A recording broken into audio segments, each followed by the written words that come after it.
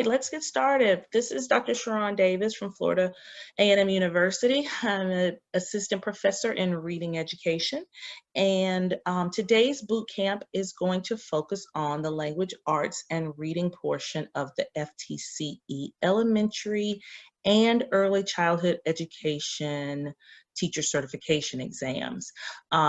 What I'd like to do first is kind of give you an overview of the boot camp is arranged in 3 days. And as you'll see, I'm going to cover the competencies, cover certain competencies each day. Today is the day that those of you who have taken my classes or who will be taking my classes, you will quickly notice that today is pretty much a review of RED 3013. Teaching, reading, and diagnosing its growth. And I think at the beginning of the semester, I always say to you, if you really want to pay attention in a class, pay attention in this one, because this is the one that you're going to see on the exam. And you'll see when I start showing you when I show you the competencies, you'll see that the first 10 or so competencies are literally RED 3013. And so I'm going to go through the competencies first.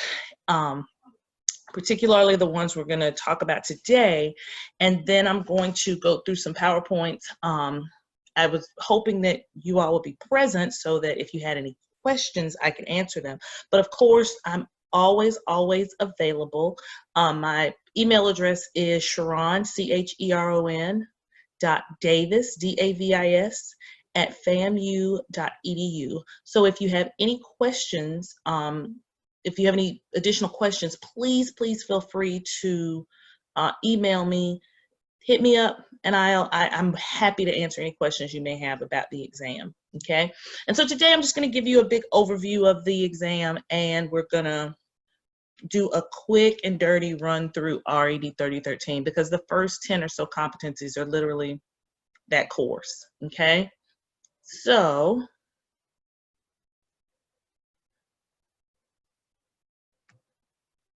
if you have taken a look at the competencies, you'll see on the Florida DOE website that the elementary K-6 language arts and reading competencies are as follows.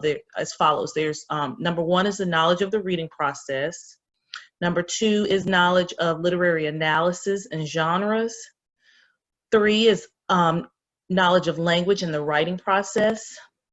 4 is knowledge of literacy, instruction, and assessments. And then number 5 is knowledge of communication and media literacy.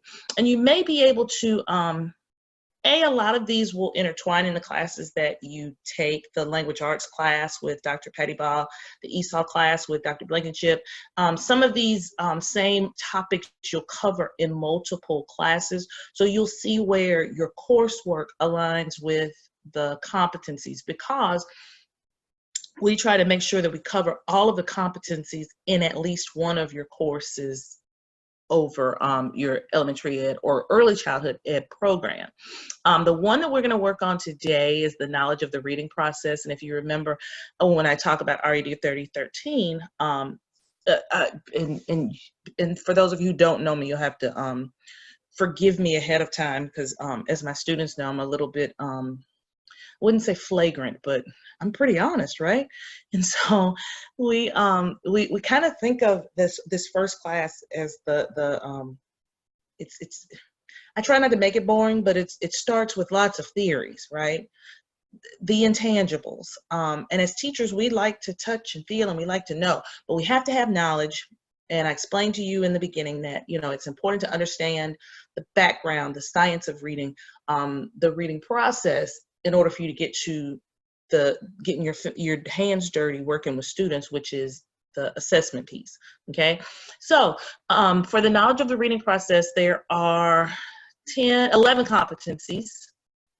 Number 1 is identify the content of emergent literacy. So that's oral language development. We'll talk about oral language development. That was your reading wars, the language explosion, right? All of the theories of language development, oral language development, that's where that comes from. And you can see it literally follows pretty much the same format that our class follows. Phonological awareness, alphabet knowledge, decoding, concepts of print, motivation, text structures, written language development. They identify the processes, skills, and stages of word recognition that lead to effective decoding. So that's the pre-alphabetic stage, partial, full alphabetic, and graphophonemic and morphemic stages. And a lot of those are both in RED 3013 and 4519. We talked extensively about that because when you're tutoring, you're trying to move students from one stage of word recognition to the next. And so this intense tutoring that we provide for the students is meant to help them to advance to a higher level of word recognition. Number 3, select and apply instructional methods for the development of decoding skills. So we'll talk about phonics skills, decoding, blending, chunking, which phonemes we teach first, which ones are most helpful, anagrams, which are, or phonograms, which are also known as word families, and how those help students with word recognition and decoding. Number 4, distinguish among the components of reading fluency. And so fluency, we know, encompasses accuracy, automaticity, rate, and prosody. We're going to talk about that during the presentation. Choose and apply instructional methods for developing reading fluency. So practicing high frequency words, reader's theater, repeated readings, all of the ways that we promote fluency with our students to help them become more fluent readers. Identify and differentiate instructional methods and strategies for increasing vocabulary acquisition across the content area. So we're going to talk about some strategies that we use to increase vocabulary. Vocabulary is not just looking up the words in the dictionary or in the glossary and writing the definition. It's a lot more than that. And so the words that belong to students, the words that students are able to use, the words that students are comfortable with, are because they've had multiple exposures to the word, not just looking it up in the back of the dictionary, right? Number 7, identify and evaluate instructional methods and strategies for facilitating students' reading comprehension. And we know that reading comprehension is the goal of, it's actually the goal of reading.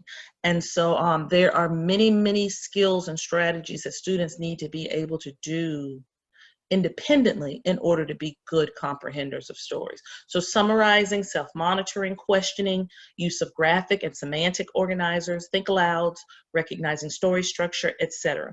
Okay, number 8, identify essential comprehension skills. What are the skills that students need to be able to do? They need to be able to identify the main idea, the supporting details and facts. They need to be able to identify the author's purpose, the point of view. They need to be able to infer, which is a higher order thinking skill. It requires students to think very deeply about what the text is saying and what they can add to the text, and then looking at conclusions as well. Number 9, determining appropriate uses of multiple representations of information for a variety of purposes. So charts, tables, graphs, pictures, different kinds of media that students can use to get information. Determine and analyze strategies for developing critical thinking skills such as analysis, synthesis, and evaluation, so they can make connections and predictions, questioning, summarizing. These are all comprehension skills, okay? These are all strategies that students can use for comprehension. And then number 11, evaluate and select appropriate instructional strategies for teaching a variety of informational and literary text. And so a lot of that will probably fall under Friday's boot camp. But most of these are, if you notice, this is very, very similar to RED 3013. So we're going to do a quick run through the entire semester of RED 3013 and just highlight a lot of those. We're going to put emphasis on the competencies that will be covered on the K-6 language arts and reading exam. And I'll kind of give you some examples of the types of questions that they ask, because you understanding the concept, it's not enough for you to understand the concept, but you need to be able to apply the concept. And so for those of you who've taken RED 3013 and 4519, you know that what we do in 3013 is we apply what we've learned in 4519 to design an instructional program, an intervention program for students. And then once you get to 4800, you are left to do that for multiple students, okay? So, hi, Antoinette, good morning. I'm glad you're here. I'm glad you're here, my love. All right. So, we know that there are 5 essential components of effective reading instruction. The National Reading Panel in 2000, remember I talked about that big old green book where they summarized several decades of scientific research, and they discovered that there were 5 essential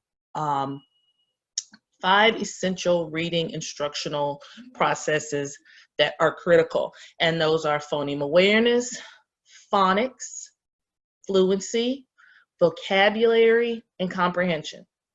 Okay, so those 5 essential components, remember that's the basis of everything we do in reading, because we are making sure that all of these components come together so that students are competent readers by the end of 3rd grade. Okay, so let's look at our youngest readers and writers, because reading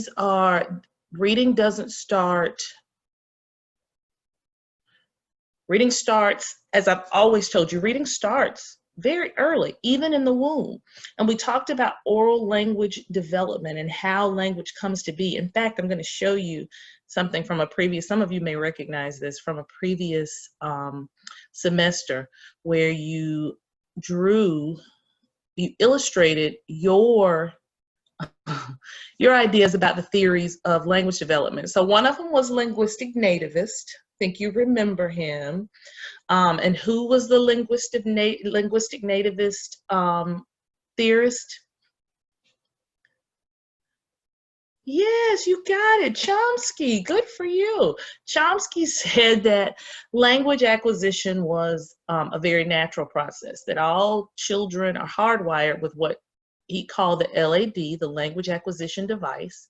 And the concept was that this is a natural process that children will learn to speak regardless, that they are hardwired for speech, and that it doesn't require any additional intervention besides them hearing speech around them.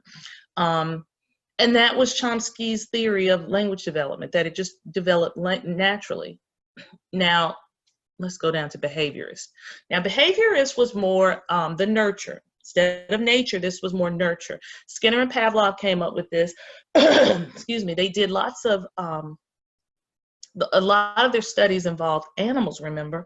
And what they would do was with the dogs, they would ring the bell and give the dog a treat. And then they'd ring the bell and give the dog a treat, so that every time the dog heard the bell, it was conditioned to know that he was getting a treat. And so when they took the treats away, they would ring the bell and the dog would still salivate, right? Because they've conditioned them to understand that that's what that means. Well, according to behaviorist theory, that's what happens with language. So you say it over and over, as the artist illustrated in this picture. There's a stimulus, say mama, and the baby is trying to say it, probably saying mimi, mimi, ma, ma, and then the baby says ma, and the response is yes. And then the baby gets a reward for actually saying it. So the more they practice it, the more you are rewarded. And you'll see the behaviorist concept in classrooms where... I have a question, Dr. Davis. Okay. So with the nativists, so they think that if a child just wasn't spoken to at all, that they would just naturally know how to talk, like regardless? Not necessarily language, but they would be able to communicate. Their thoughts are that they don't need any additional intervention in order for them to be able to speak. So if you put the child in an environment where everybody's talking, they'll just learn to talk. Okay. Yeah, they think it's natural. You're gonna learn how to speak regardless. And and again, we know that there are always outliers to that, right? There's children who have disabilities or different abilities, and they speak at different times. They may say different things. They have a number of special needs that may interfere with speech. And so we know that all of these theories, I think I've kind of said to y'all several times that these are mostly a bunch of bald-headed dead men's theories. And and if they worked for everyone, if every one of them worked for every student, we wouldn't have jobs. So clearly this doesn't capture everything that's involved with reading. However, there is a theory that a lot more of you agree with, the social interactionist theory, and this was Lev Vygotsky, not a B, but we were practicing then. Remember, this was an in-class assignment where we practiced, the theories and coming up with a visual representation of those theories. So Lev Vygotsky said that that biological and social factors influence whether or not children learn to speak. And so he talked about the importance of that social interaction, them hearing others speak, being immersed in the culture, but also the fact that they are going to be able to do this with that support, or that what we call they'll be able to work within their zone of proximal development, right? And so the zone of proximal development is what the students can do with support.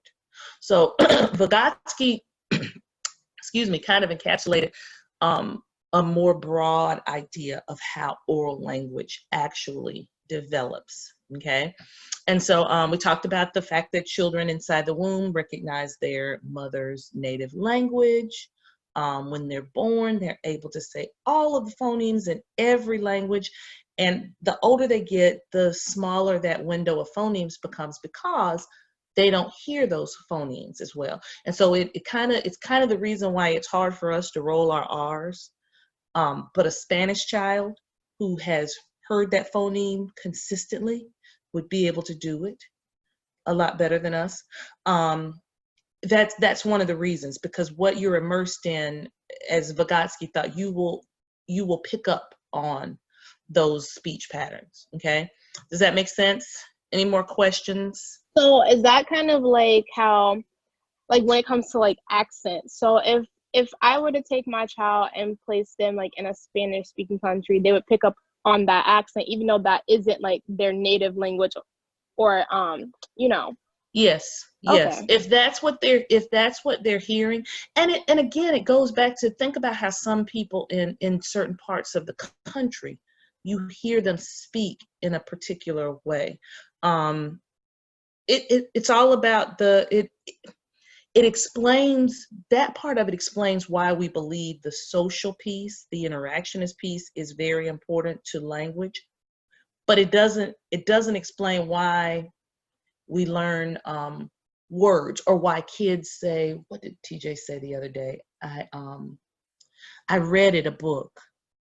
It doesn't explain why he understands to put that ed, that ending on the word, and children will come up with conventions that they don't know why it works that way. Or mouses, right? More than one mouses. It doesn't explain those, but it explains their the social interactionist captures both of those, the nature and the nurture, versus behaviorist, which only captures one piece of it, and Chomsky, the linguistic nativist, who only captures one piece. But it's up to you to decide how you believe children learn language, because the truth is, none of these people are wrong, but none of these people are all right. They aren't capturing every bit of it.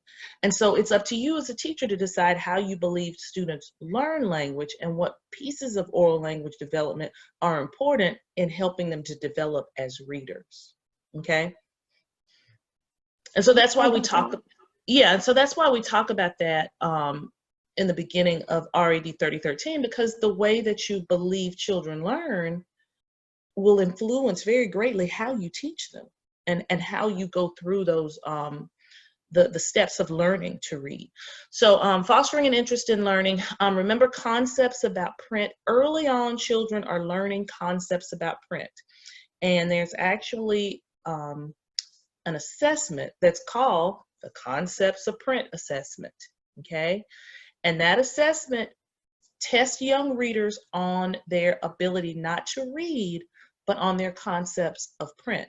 So they'll ask the reader, this doesn't require them to be able to read, so this would be me taking a book and saying, show me the front of this book.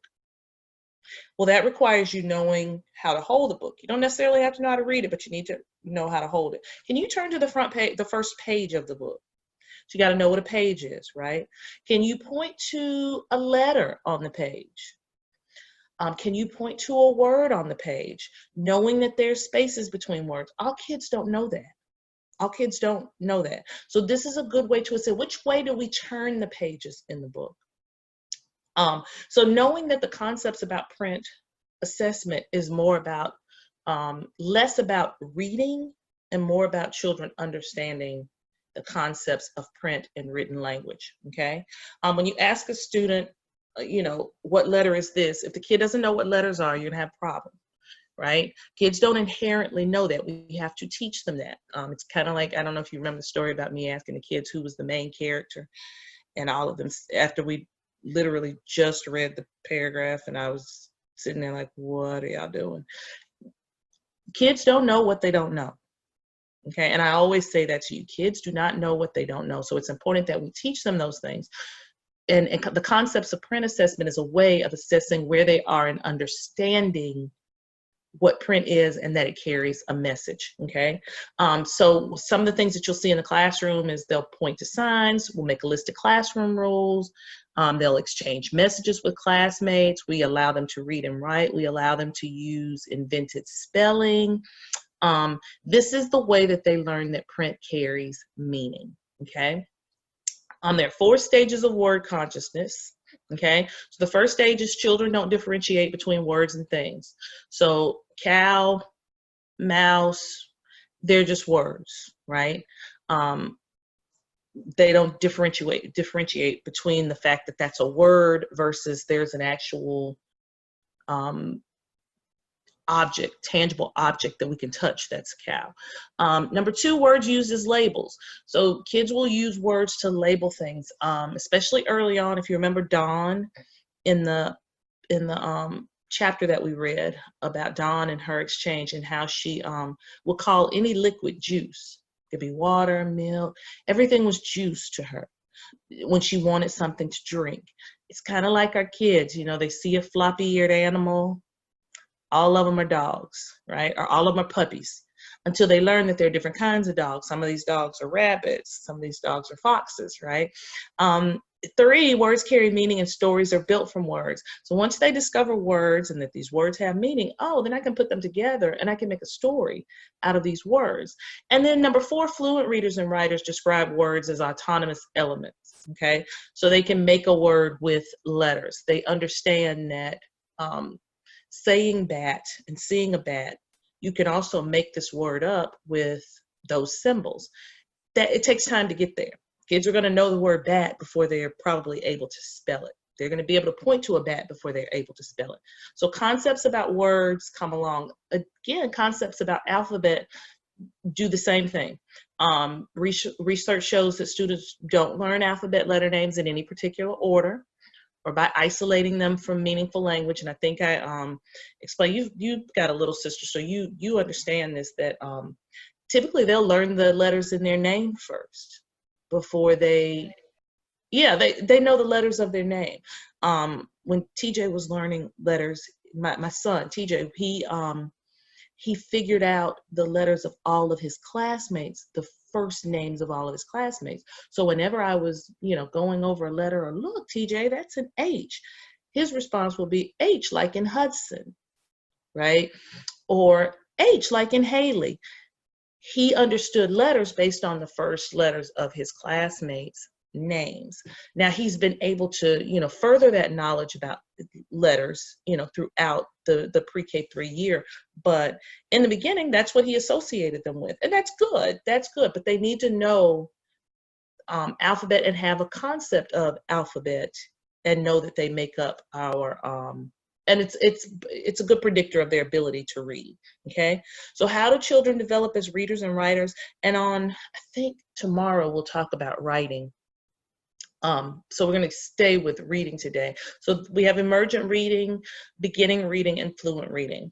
If you think about the differences between those stages, emergent is your preschooler. Emergent is your toddler. They are saying words, pointing to things. They're getting books. They are making up stories based on the pictures. Beginning readers are able to recognize many of the letters, words. They're beginning to decode, right? They can read those decodable books.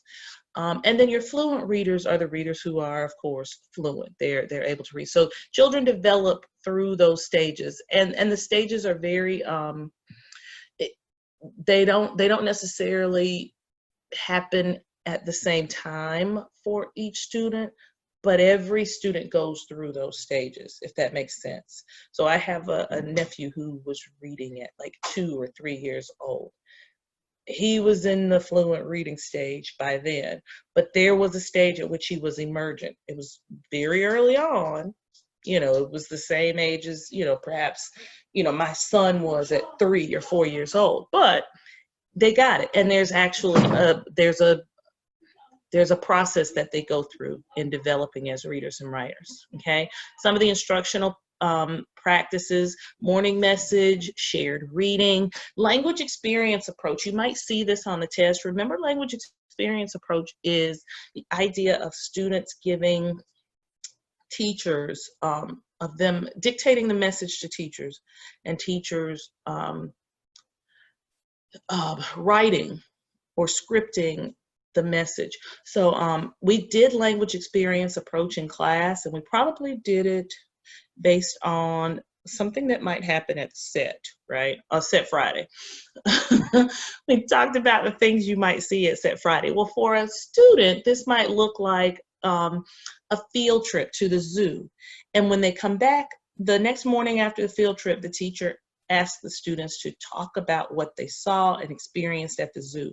And the teacher will write out what the students say. The idea is that if you use the students' words, they'll be able to read the passage more easily because they came up with it, okay? So remembering that the language experience approach is a way for students to see their writing, for them to dictate and see written out the messages that they come up with, okay? How do we support them? We support their interest. We monitor children's literacy development. We went through the 3 stages. We want all of the children to reach the fluent stage by the end of 3rd grade. That's the goal. It doesn't always happen, but if you see a question on the exam that says something about fluency, a fluent reader, and there's anything in there about 3rd grade, if the comparison is 3rd grade, pre-K, or kindergarten, make sure you say 3rd grade, okay? They won't trick you with that one, but the idea is that we want them to be fluent readers by the end of 3rd grade, which means for teachers, we want to be, I hate saying all the time because all students, it doesn't work that way, but the hope is that you're done teaching phonics and phoneme awareness by the end of 3rd grade, and that the emphasis is on vocabulary, comprehension, fluency instruction past 3rd grade, okay? Some of the instructional recommendations, of course, shared reading, read the book aloud. It may be too difficult for children to read independently, but they can still understand it. So that's always important to do. It's always important to have them sharing the reading or reading to them because they learn more words and they get to hear fluent readers reading. Language experience approach, we talked about that.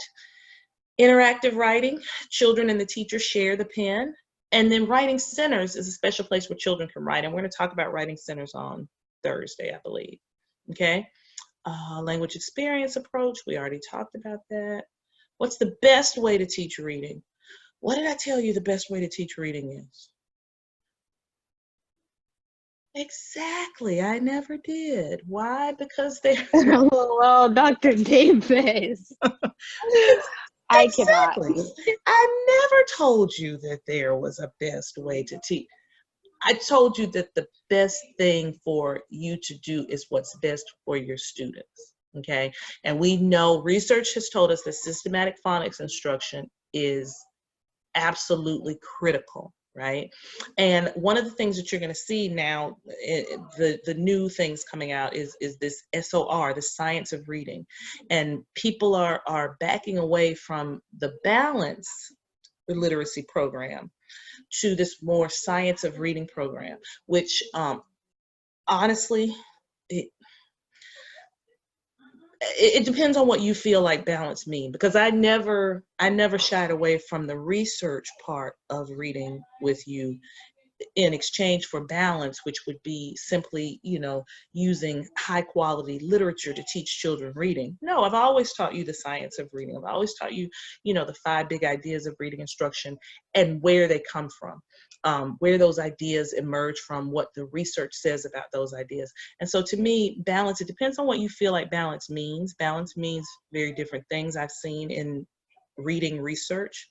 But when I say balance, I mean combining that science of reading with this idea of using good high quality literature to promote children being lifelong readers, because it's not good enough for them to be able to decode words if they don't ever want to read, right?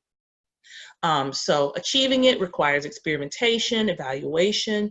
You need to know theories, which you do. You need to know research, and you need to know the practices that are associated with all of these issues, not just programs or publishers. We talked about the fact that you're going to get a textbook, which they call the textbook series a what? What is it? Yeah, that B word. Basal reading programs. That's it. Give your brain a kiss. A basal reading program. You're going to get one of those on the first day. They're going to hand it to you and they're going to tell you teach from the front to the back. In my hopes for you, and all my hopes and dreams for you, is that you will take that basal reading program, and in the first year, if you struggle, that it absolutely saves your life, and that in subsequent years, you are able to take what they've given you in there, and you're able to balance that with authentic teaching practices, okay, with authentic literature, with instructional practices that are best for your students. And so I never tell you to abandon the program or the basal, because honestly, the basal in its fullness, they encompass all of the 5 big ideas of reading instruction. So for a struggling teacher, everything's in there. You're not going to miss comprehension any day. You're not going to miss vocabulary. You'll never miss the phonics and phoneme awareness instruction, and you won't miss fluency, because it's all embedded in there. But my hope is that that's not the only thing that you use, but that you are wise enough, and I know you all are, you're wise enough and reflective enough to bring in those additional materials that are needed, okay? The continuum of literacy instruction, this isn't, they don't have a lot of that on the test, so I'm not gonna go through that one, okay? Deal. Now we're gonna look at phonics and phoneme awareness and what they actually are. So what is phoneme awareness? Slide. All right, can you see me? I can see you. I see your screen, but it just says Zoom. You see my screen. Mm-hmm.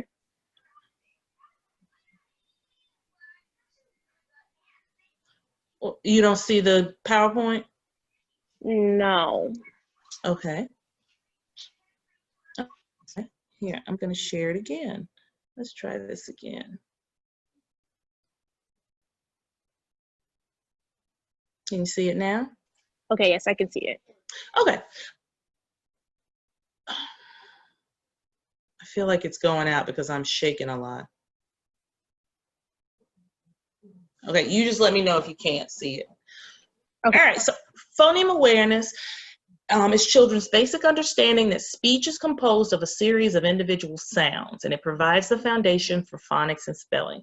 And if you know anything about phonemic awareness and phonics, we know that they are related, but they are not the same thing. So that anytime you see phoneme awareness, phonemic awareness on an assessment or on the FTCE, recognize that phonemic awareness has absolutely nothing to do with letters or writing, okay? I can't stress that enough because I saw some practice tests with questions like that on there, and you need to understand that if they're talking about phoneme awareness, it doesn't have anything to do with letters because children can do phoneme awareness with their eyes closed, right? So when we talk about, oh, on the current slide. Okay. So teaching phonemic awareness, you do sound matching activities, sound isolation activities, blending, addition activities, and substitution activities. And as we go through, I'm going to talk about what some of these, what it might look like, because the questions on the exam will mirror them giving you some type of scenario where the teacher may be. Let's say the teacher, they say a teacher tells a student a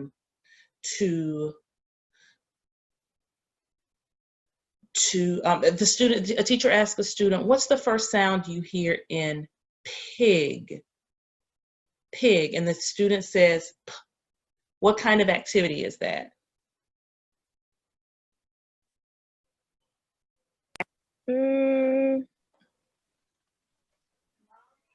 Sound matching? Not quite. No? Okay. If she asks, what's the first sound you hear in pig? Well, there are 3 sounds in pig. P-ig. So the child has to isolate one of those sounds. Oh. So okay, that would be a I sound see isolation activity. You see that? Sound Yes. matching would be me asking you, which word rhymes with ball? Jump or call? Okay, then that would be okay. So I thought, okay, I get it. Yeah, so matching would be the rhyming words, which are very easy for, if you think about it, those are, we do that. Kids are able to do that. TJ can't read, but we do rhyming words. And we're able to rhyme with lots and lots of words. Like, that's fun for him, but he doesn't know how to read and doesn't have to in order to do those, right?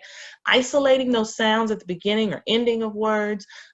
Blending activities would be very much what, it would be when you say, if I say, I'm going to combine some sounds and you tell me the word. I'm going to combine sk and I. What's the word? Okay, like, so sky. And so with sound addition, then that would just be like them adding, like if you had like, what are those called when it's like, if I took app and I say now add an M to that, that would be like sound addition? Yes. Okay. And then sound substitution would be me saying, my word is tap. I want to,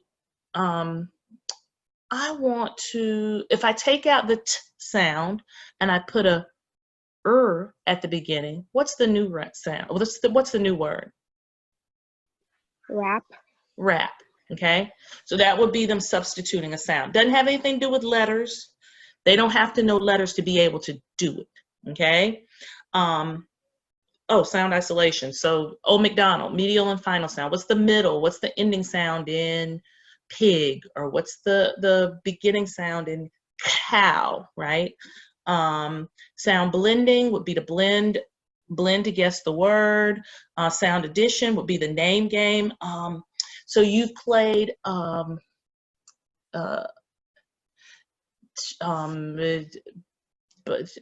Grace, Bo Base, Banana, Fana, Fo Face, Fee, Fi, Mo Mace, Grace.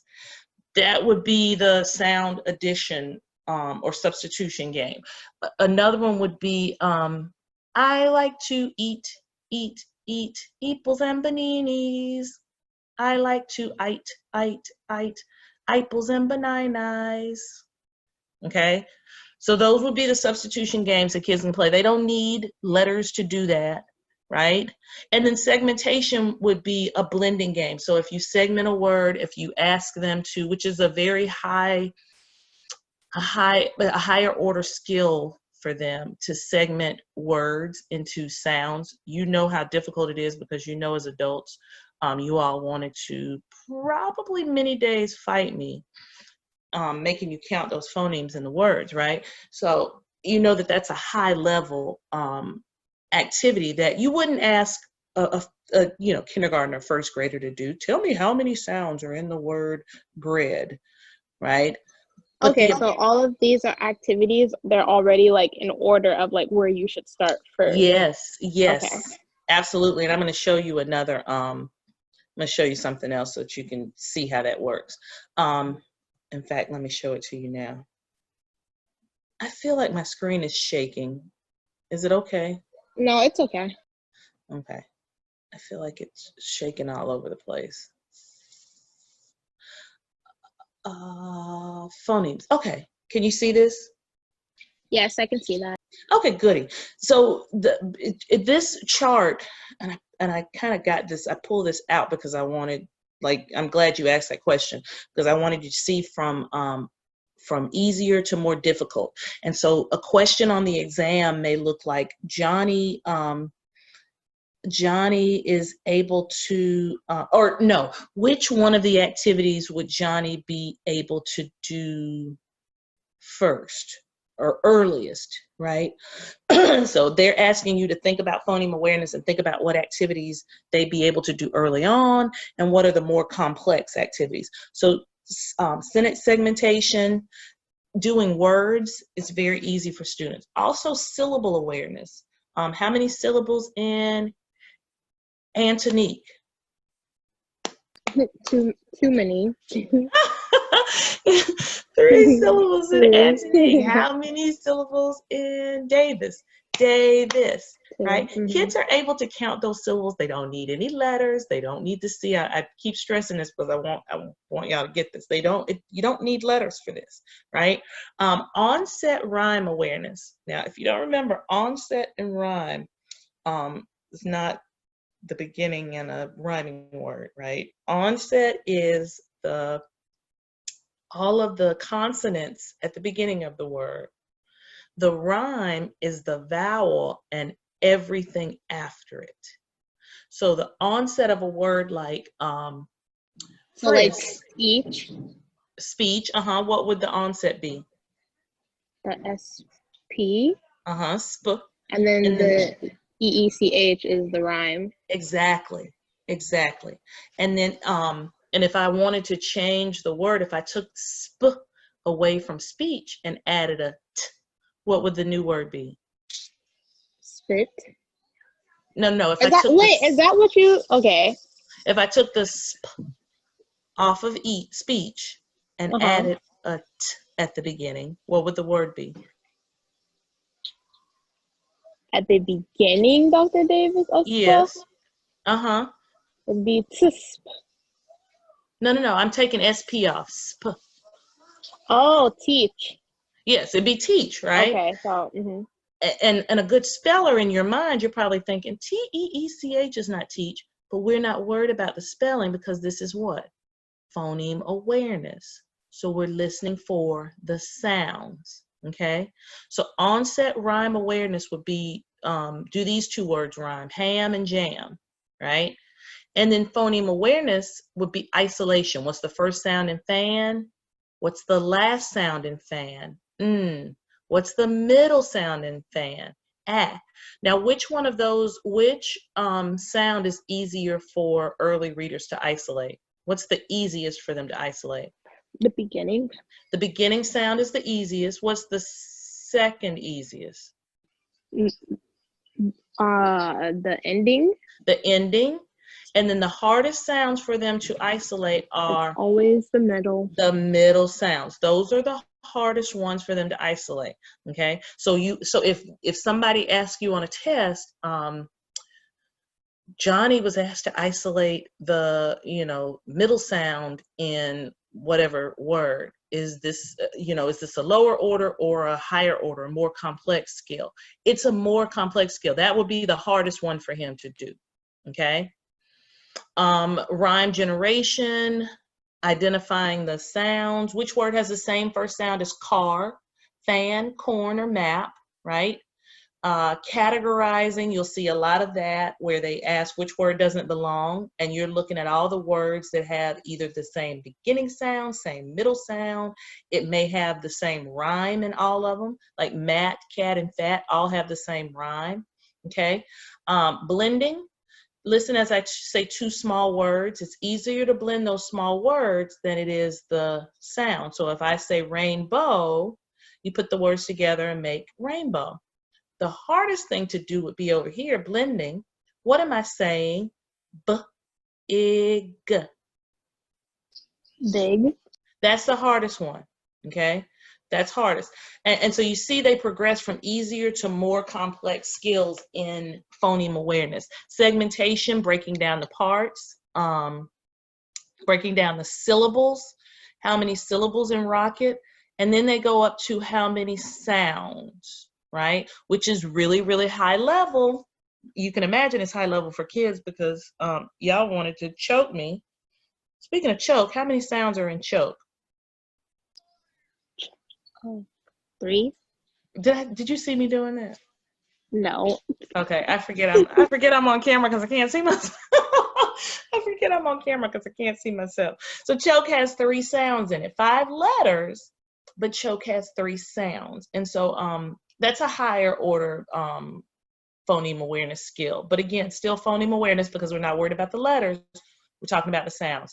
Deletion, say rainbow, and now say rainbow without the bow. It would be rain, right? I had to do this on a VPK assessment that I had to give the kids, and this was like one of the hardest things for them is to be like, okay, say this, now say this without this. And they would literally repeat like exactly what I just said. They say, okay, well, rainbow without bow. And I'm like, no, that's not what I'm asking you. But like I can't explain to them. And like every single child kept saying that same thing. And I'm just like, is it because like they just don't get it, or they're doing exactly what I'm asking? But sometimes it's conceptual, them understanding the concept if you haven't practiced it with them. That's why we have this 10 minutes, this 5-10 minutes of phoneme awareness practice at the beginning of the lesson. Because if you haven't practiced it with them, it's almost the further you go down, the harder these skills are. The clapping, segmentation, tapping for every sound you hear, easy peasy, right? Little kids can do that. But the further we go down, as you can see, these are more complex skills. And so they're very difficult for students. So as hard as it is for them to separate, to do deletion with an entire word, imagine doing it or with with 2 words, if you will. Imagine them doing it with the sounds in 1 word. So if I say spark without the s, what's that word? Park, and that's a hard one too. Yeah, that's pretty hard. And so as you can see, it gets more and more difficult as you go down. So and then substitution, changing out that M or the sound, I'm sorry, to what's the new word? That is really, really hard. They really have to think about that. And so phoneme awareness requires you to practice these skills, and students who are able to do this are more likely to become better readers, okay? And so now we'll look at phonics. And phonics is, oh, we already did phoneme awareness, sorry. Phonics is the set of relationships between phonology, which is the sound, and orthography, which is the spelling patterns of the written language. So remember, phonemes are the smallest units of sound. Yes, sound. And orthography is basically the spelling patterns of written language. So ortho has to do with writing, right? What do we call the letters? What do we call what's the fancy name for letters? Graphemes. Letters are graphemes, right? And phonics is the relationship between those graphemes and the phonemes, okay? It's learning to read and analyze or segment words into constituent sounds, knowing that the letter sounds from left to right to produce words. Reading is best learned from reading words or even non-words like doke and freep in isolation. To learn word attack skills. Learning is best achieved through explicit, systematic, direct instruction on decoding. And we know that research has already shown us that decoding a systematic phonics program is most helpful for beginning readers. And honestly, if you look at it, the research suggests that about 30% of kids are going to read anyway. They're not going to have any difficulty, right? They're about 30, I think they said maybe 30 or 40% of them are going to need direct instruction with phonics in order to learn to read. And then there are about 30%, I know that's not 100, but then there are about 30% that are, that have difficulty, that need intense instruction, much like the little ones that you all tutored this past semester. There are some that are going to need more intensive instruction in phonics and phoneme awareness in order to be able to break the code. So phonics concepts, you need to know consonants, vowels, you need to know blending into words, phonograms, and phonics rules. And remember, phonograms are, show you what phonograms are. Phonograms is a fancy name for what you might walk into a teacher's classroom and see as a word wall, right? And so instead of teaching children every single word that they can spell with the rhyme, the R-I-M-E-A, if you give them a word wall or you teach them the phonogram A-Y, then look how many words they're able to spell on their own. Right? Or teaching students a phonogram like EED. Look how many words they're able to spell. If they know EED, then if they add a W to the beginning, they can make the word weed. If they add GR at the beginning, they can make greed. And so teaching them phonograms, this is why we adopt those phonograms, because kids aren't going to learn every single word that they know in isolation. And we all know that because we don't learn all words in isolation, right? A lot of these words they're going to learn, they're going to come up with on their own, okay? Let me go back to where I was, sorry. How many phonemes are in our language? I forgot. How many letters are in the English language? How many letters? 26. There are 26 graphemes, but there are 44 phonemes. Okay. And see, I knew that. Yeah, For some you did. reason, my brain was thinking it was higher than that. And then it's right in front of me.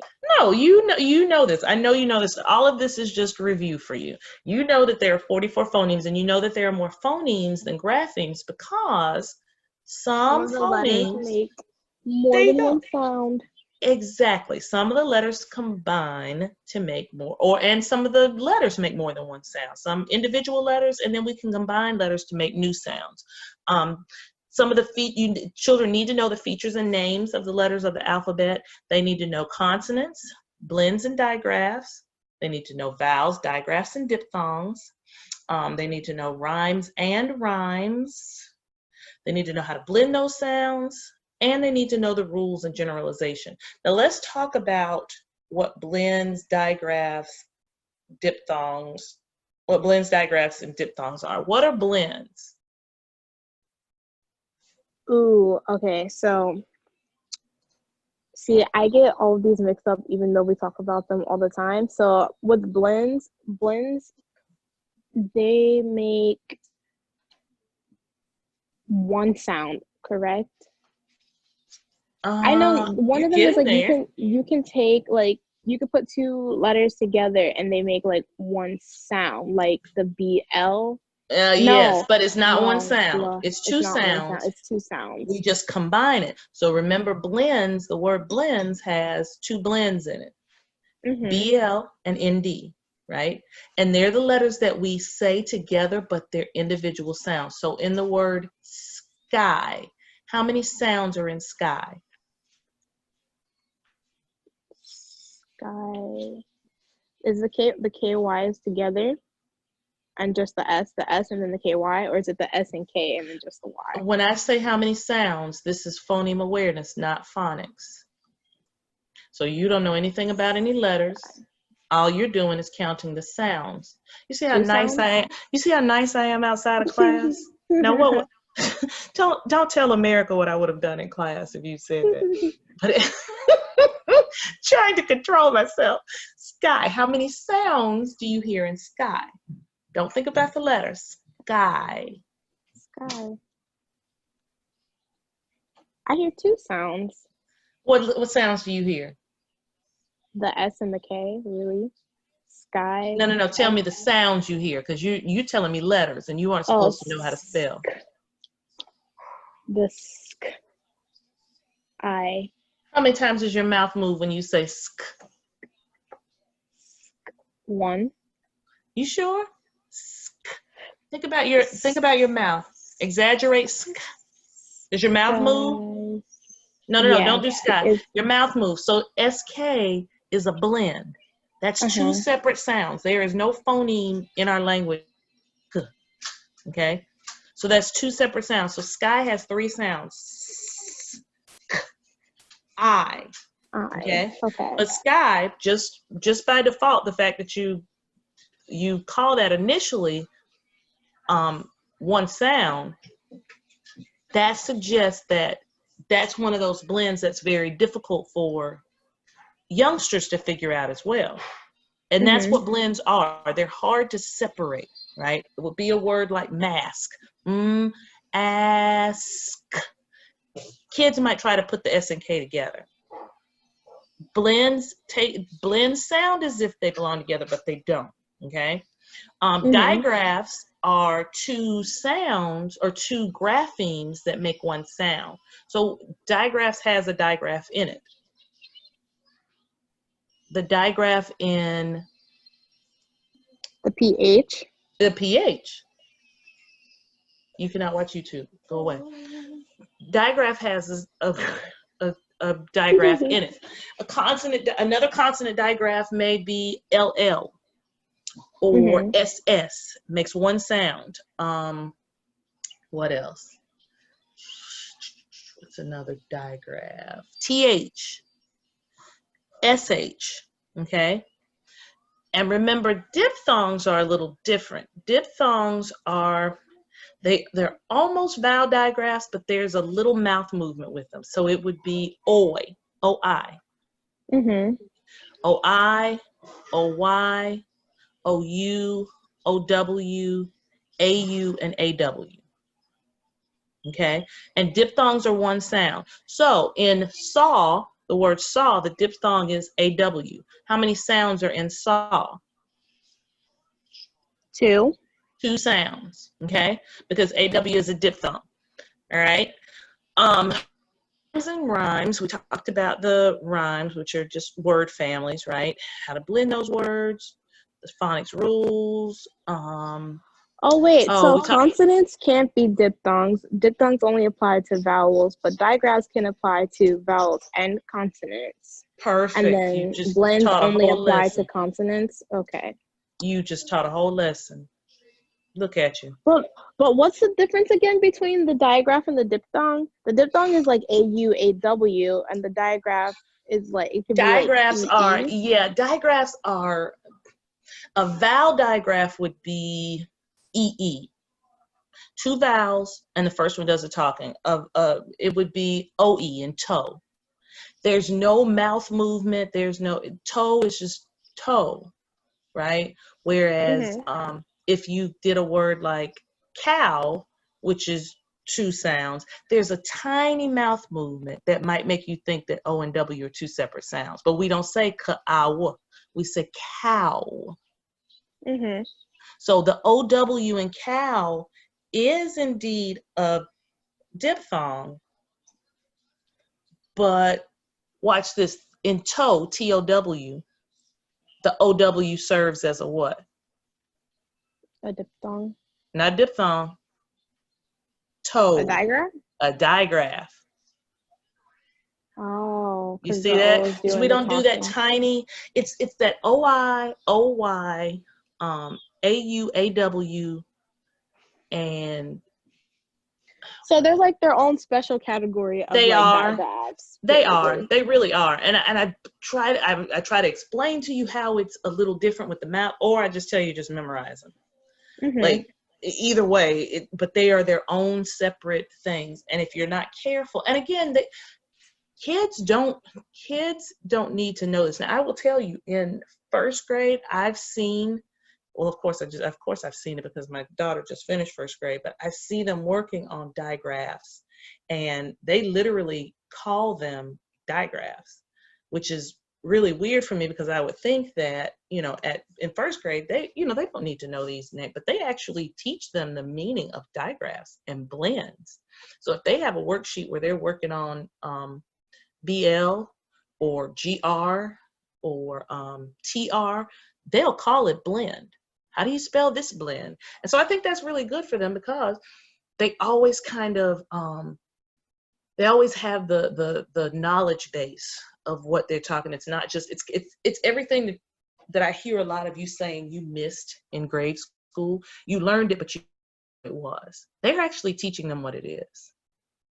So it's a really it's very interesting. Okay, so how are phoneme awareness and phonics different? Phoneme awareness does not focus on the letters, but rather on the sounds. Phonics combines the alphabetic principles, right? So that those graphemes, which are the letters, we learn the relationship between the graphemes and the phonemes, the sounds and the letters. And in order for kids to become good readers, they need to break that code. Okay, there are 4 levels of phonological awareness. And remember, we talked about phonological awareness being the umbrella that comprises the 4 levels of awareness, right? So word awareness, syllable awareness, onset rhyme awareness, and then phoneme awareness. And if you think about it, words are the largest things, right? An entire word, being aware that words are in and of themselves, they carry a message. Then syllables, kids can do that without any, they don't need any instruction per se, and they don't need letters to do that. You can count the syllables in your name, or you can count the syllables in the word amazing, amazing, right? Then there's onset, thank you, Mom. There's onset rhyme awareness, knowing or being able to figure out if I give you a word like, if I say black, can you blend that word? Or can you blend those sounds? Mm-hmm. Black. Good. Onset rhyme awareness. Remember, onset is the consonant before the vowel, all the consonants before the vowel. The rhyme is the vowel and everything after it. And then phoneme awareness is where it gets even smaller. So how many phonemes are in the word phoneme? Ooh. 4? Try it again. Okay, I got the 5. 5.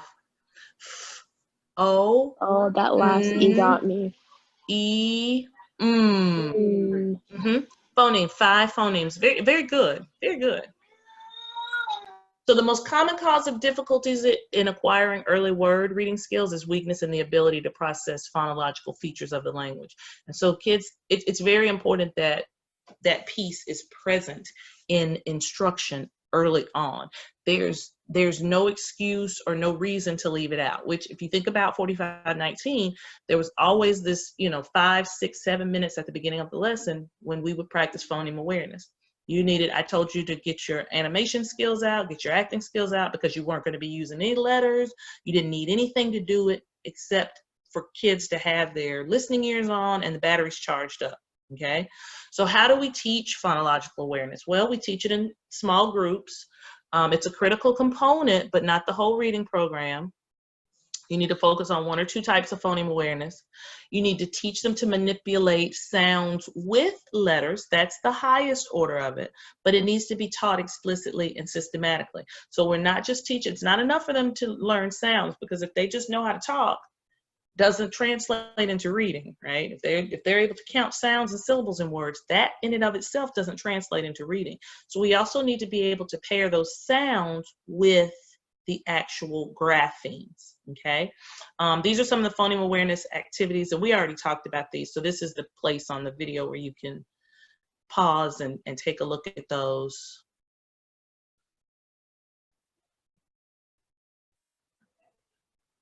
And these are arranged from least to most difficult for phonological awareness tasks. And this is something that you can stop and take a look at, because we already talked about this.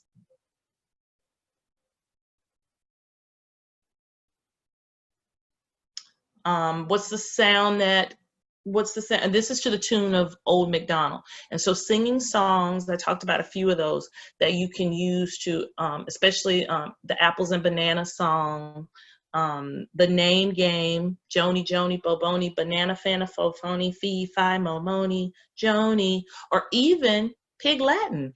Does anybody still do Pig Latin? We did that when I was a kid. Not really, no.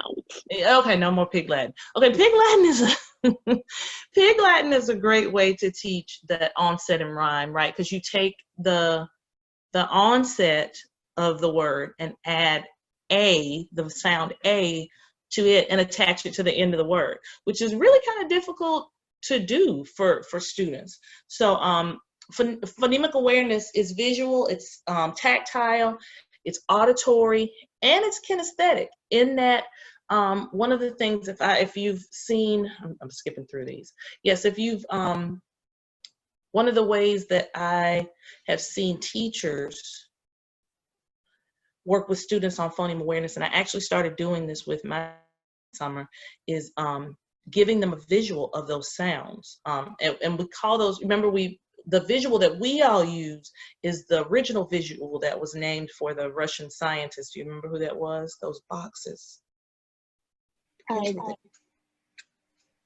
We call them letter boxes. The Elkonin?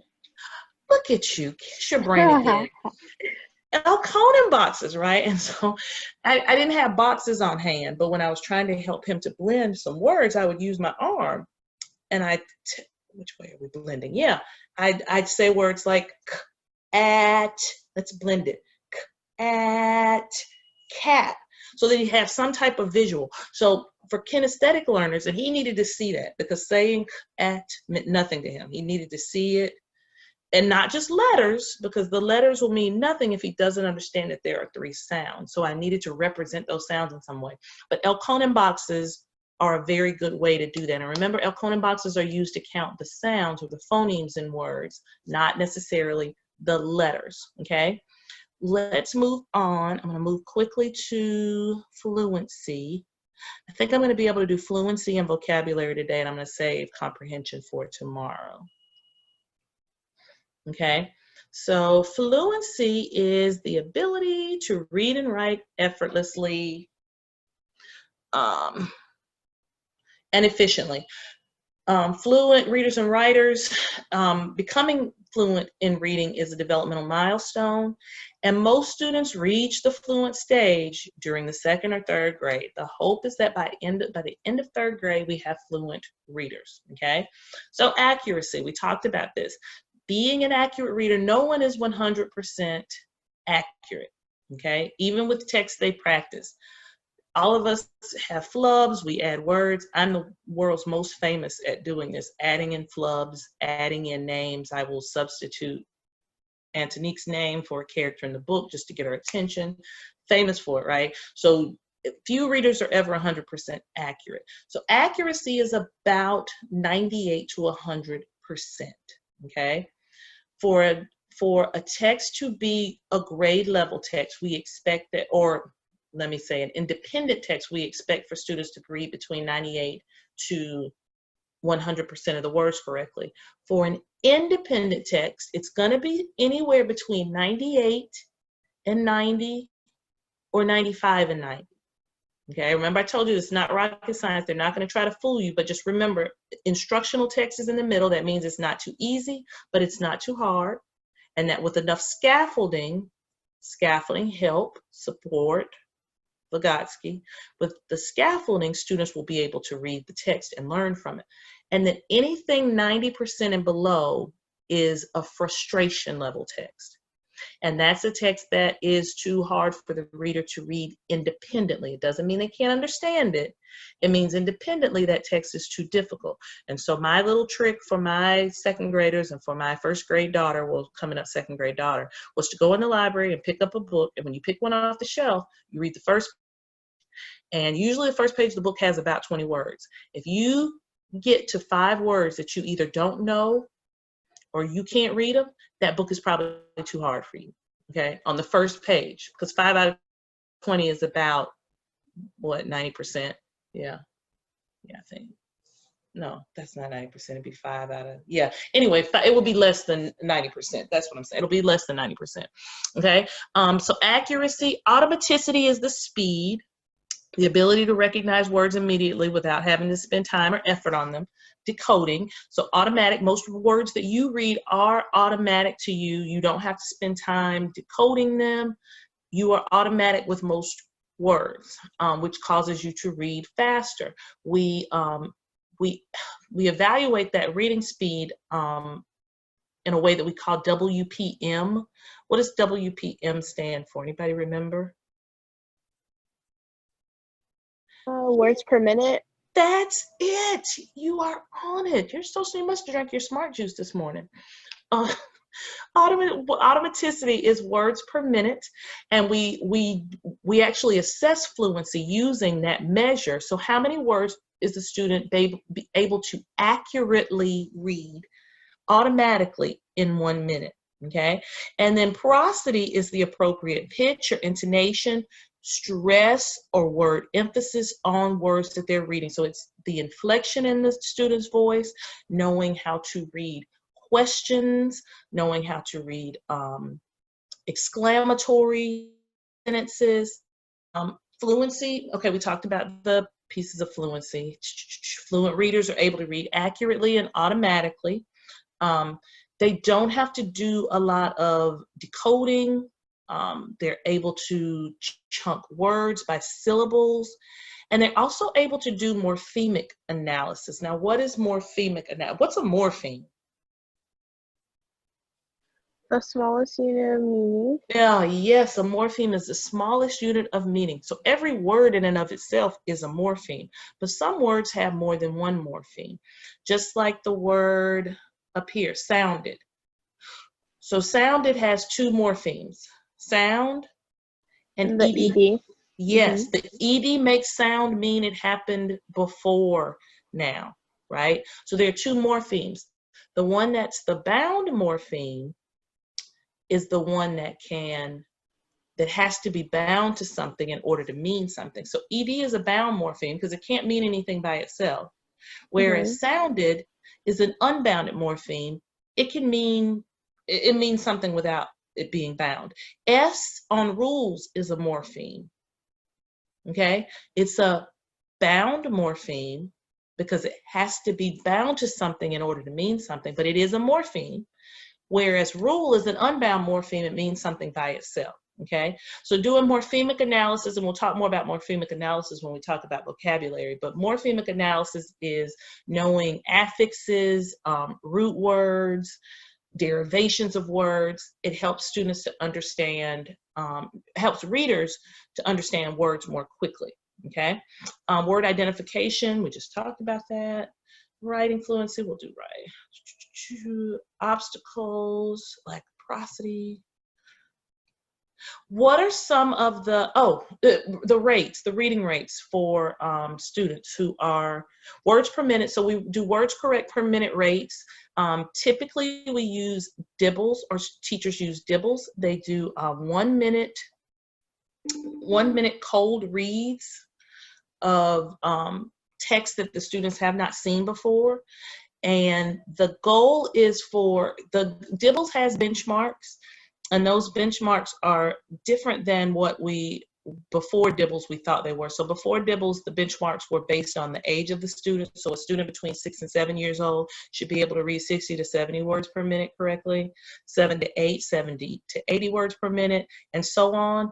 Whereas now Dibbles has its own benchmarks.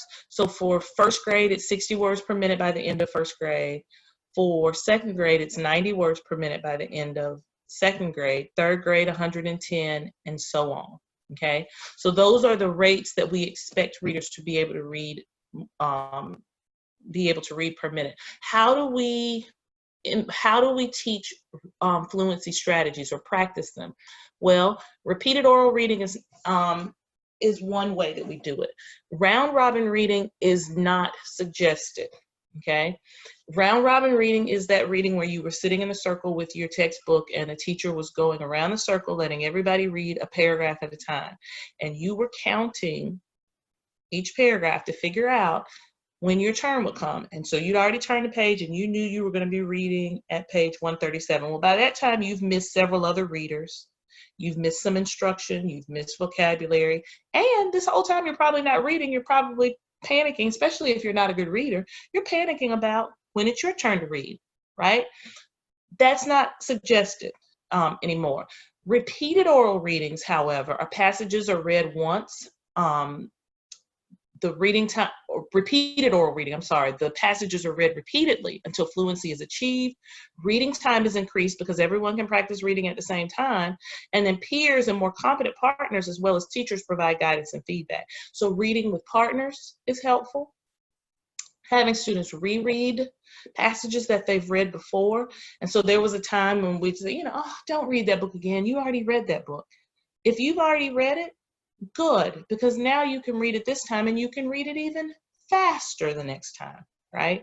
So repeated oral reading is absolutely encouraged. Repeating phrases or words, familiar stories, chants, rhyme and rhythm. One of the things that I do with my little one when she's reading is if she reads a sentence and it sounds choppy, I'll go back and I tell her, let's smooth that out. I'll read it smoothly and then I'll say, you repeat after me. And so she'll read the sentence. It may be something like a quotation where a character says, where are we going, says Annie. And she'll read, where are we going, says Annie. And I'll say, watch this. Where are we going, says Annie. And then I tell her, read it that way. And she does it just like a parrot. But the idea is that repeating those phrases so that she's chunking those phrases together and she understands the text, okay? Let's see, this is all the research on fluency. Frustration level, remember less than 90% is frustration level. Instructional is 90 to 94. And then independent is about 95 to 100%. Sometimes you'll see 98, but it's about 95 to 100%. So you want to increase the accuracy and automaticity so the reader can allot limited attention to decoding and blending and more attention to processing and comprehending the text, okay? How many repeated readings are needed? It depends on the difficulty of the text. They can read it aloud 4 or 5 times. A lot of practice in the classroom for teachers would be having students read to one another. Or I told you that you can do the echo reading, where you have the children with they call them echo phones, but you can also use PVC piping and have the students whisper into those and read while others are reading. So you can have one student reading out loud and the other 3 or 4 are doing whisper reading so that everyone's reading at the same time. Imagine how much more text students are able to read when they read that way, right? You can also do shared reading, assistant reading. You can pair them with a partner, or repeated reading for oral recitation and performance. And what do we call it when they perform those readings? Do you remember?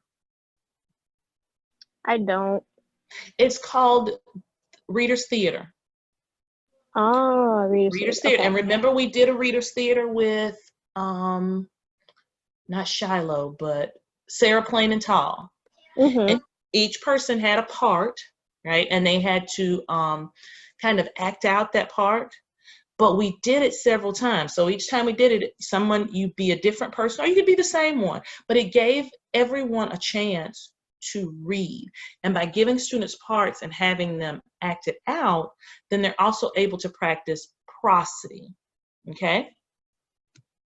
And then the echo reading, which I told you I do with Ava. Assisted or paired readings. Or reading, but don't forget about the reader's theater, because that's one that's really big. You'll see that a lot on the test, okay? And then I'm also gonna, let's quickly look at, I don't know, should I do let's do the Kahoot quiz. I'll do vocabulary and comprehension tomorrow. Can we do that? Okay. Let's do Kahoot quiz. Okay, go ahead and open up Kahoot. And then tomorrow I'll get to vocabulary and comprehension. Oh yeah, that I can wait on that one. Because vocabulary is a lot. So we'll do day one of the, and if you are if you're watching this, wait a minute, hold on. This is boot camp. Okay, so if you're watching this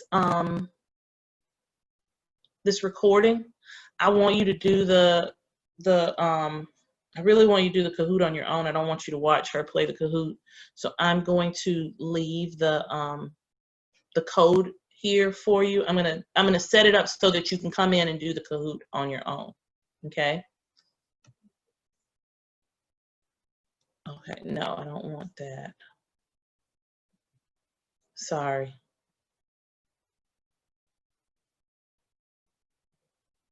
All right, can you still see my screen?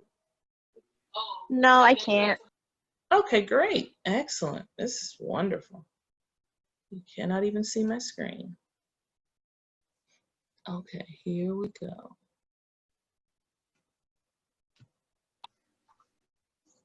Okay, I can't do the weekly meeting yet. Kahoot, my Kahoots. Yes, this is reading boot camp. Okay, we're gonna play. Okay, and I'm gonna use it with Antoinique, so you can just, if you're watching this on a if you're watching the recording of this, go ahead and stop it now, and I'm gonna assign this and leave the information there for you to play it, because I want her to be able to play it first.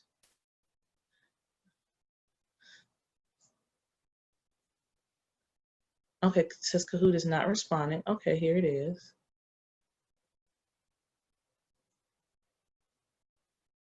All right, here we go.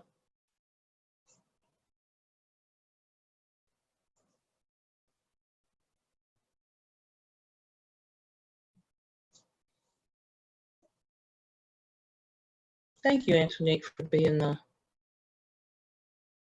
star today.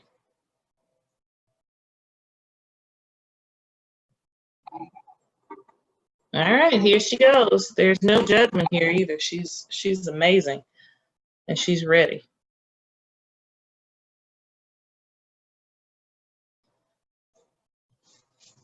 All right, all the following are true about phonological awareness, except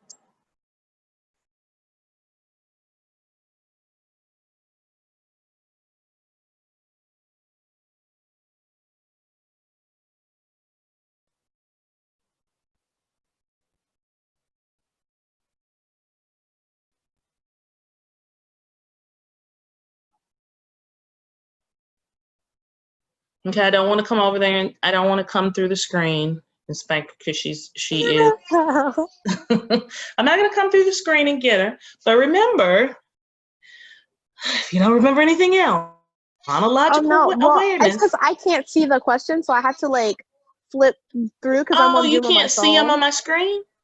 I can see them on your screen, but because I'm on Zoom on my phone and I'm doing the Kahoot on my phone, I have to like flip back and forth to like see the question and then go back. Oh, I'm sorry. Okay, I'll try to read them to you as well. Okay. Okay. Yes, but phonological awareness does not involve print, and we know she knows that. Arrangement and relationship of words and sentences, or sentence structure, best describes, and I forgot to go over this, Style, discourse, thesis, or syntax?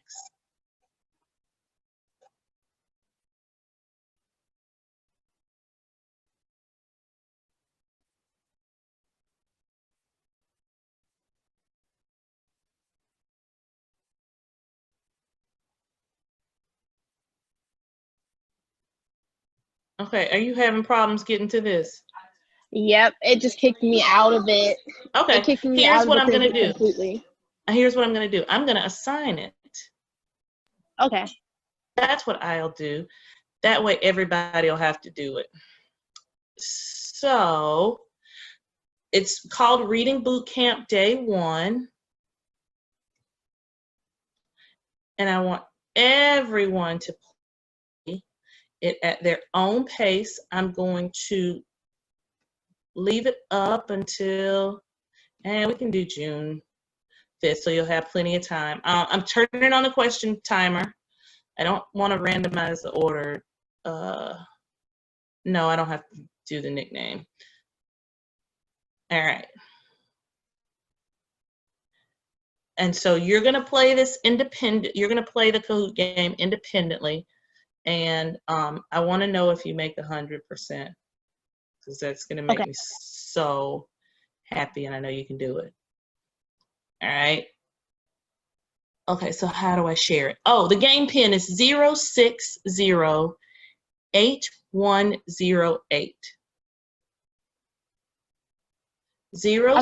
took a screenshot. Okay, goody. And so let everyone know 0608108. And if you're watching the video right now, you can actually just go to Kahoot and put in the game pin, and then you'll be able to play this game. Okay, and make sure you put your real name in so I can know who all has played it. Please put your real name in. Don't tell me your or if you want to play it twice, put the fake name in first, and then, you know, when it's time for you to make 100%, put your real name in so I can shout you out tomorrow. Okay, so everybody go and play the game. Thank you, Antonique, for being online with me today. You're welcome. I appreciate it, and I'm going to send this video to be shared on our social media sites, and I will be back tomorrow, and we will go over the competencies 2 and 3, and also vocabulary and comprehension. Okay?